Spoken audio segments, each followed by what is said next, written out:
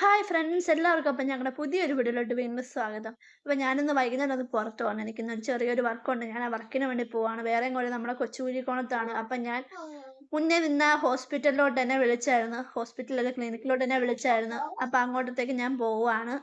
ഞാൻ വീട്ടിൽ നിന്ന് ഇറങ്ങുന്ന സമയത്ത് തന്നെ നല്ല മഴക്കോറും കാറൊക്കെ ആയിരുന്നു. പിന്നെ ഞാൻ വണ്ടിയിൽ കയറിയപ്പോഴത്തേക്കും മഴയായി. ഞാൻ നമ്മുടെ ചന്തയുടെ അവിടെ വന്ന് നിന്നിട്ട് ഭയങ്കര മഴയായിരുന്നു. നല്ല ഇടിയും മഴയായിട്ട് ഒത്തിരി സമയം ഞാനവിടെ വെയിറ്റ് ചെയ്യേണ്ടി വന്നു. ഏകദേശം 4 മണിക്ക് വണ്ടി കയറി പോവാം എന്ന് കരുതി ഞാനവിടെ നിന്ന്. അപ്പോഴത്തേക്കും നല്ല മഴ അങ്ങ് കൂടി, നല്ല ഇടിയൊക്കെ ആയിട്ട് കുറച്ച് സമയം അങ്ങനെ ഒരു 10 മിനിറ്റ് പിന്നേ നല്ല മഴയായിട്ട് പിന്നെ എനിക്ക് ബസ് വന്നപ്പോഴത്തേക്ക് ഏകദേശം 4:15 ആയിട്ടുണ്ടായിരുന്നു. അങ്ങനെ ബസ് വന്നപ്പോഴത്തെ അത്യാവശ്യം ആൾക്കാരൊക്കെ ഉണ്ടായിരുന്നു. പിന്നെ സമാധാനമായിട്ട് സീറ്റ് കിട്ടി. അതിൽ കയറിയിരുന്ന് അങ്ങനെ വണ്ടി പൊക്കോണ്ടിരുന്നപ്പോഴൊക്കെ നല്ല മഴയായിരുന്നു. പിന്നെ നമ്മുടെ ട്രാൻസ്പോർട്ട് സ്റ്റാൻഡിൻ്റെ അവിടെ അങ്ങനെ ബസ് കുറച്ച് നേരം ഇങ്ങനെ വെയിറ്റിംഗ് ആയിരുന്നു. അങ്ങനെ കുറച്ച് നേരം നിന്നപ്പോഴത്തേനും ഞാൻ എൻ്റെ മുഖത്തിൻ്റെ ഷേപ്പൊക്കെ മാറി. എന്ന് വെച്ചാൽ അസുഖമൊക്കെ മാറി ഒരുവിധം നോക്കിയേ വരുന്നേ ഉള്ളായിരുന്നു. പിന്നെ മഴക്കാറ് കളിക്കുമ്പോൾ പിന്നെ നമുക്ക് സാധാരണ ചിലർക്കുണ്ടാവുന്ന ഒരു അസുഖമില്ലേ, പെട്ടെന്ന് അസുഖം വരുമോ ഇല്ലയോ എന്നുള്ളത്. അങ്ങനെ ഞാനങ്ങനെ അവിടെ കുറച്ച് നേരം ട്രാൻസ്പോർട്ട് സ്റ്റാൻഡിൻ്റെ അവിടെ ഇങ്ങനെ നിന്നപ്പോഴാണ് നമ്മുടെ LK സിൽക്സ് ഞാനിങ്ങനെ വീഡിയോ എടുത്തിട്ട് ഒന്ന് കാണാൻ പോലും ഇല്ല. ഫുള്ള് അപ്പോഴത്തേക്കും ഒരുമാതിരി ഇരുട്ടൊക്കെ ആയി. ഞാനങ്ങ് പേടിച്ചു പോയി. ദൈവമേ!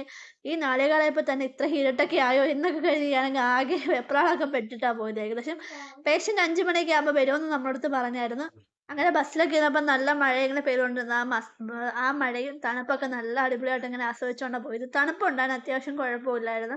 അങ്ങനെ ഒരുവിധം നമ്മള് അടുക്കള മൂലയെല്ലാം കഴിഞ്ഞ് എത്തി. അങ്ങനെ ഏകദേശം വേഗം തന്നെ 4:30 കഴിഞ്ഞപ്പോഴത്തേക്കും ഞാൻ നമ്മുടെ കൊച്ചുകുഴിക്കടുത്തെത്തിയപ്പോൾ അവിടെയൊന്നും അത്ര മഴയില്ല. അപ്പം ഞാൻ കരുതി ടൗണിലൊക്കെ നല്ല മഴയായിരിക്കും എന്ന് വിചാരിച്ച്.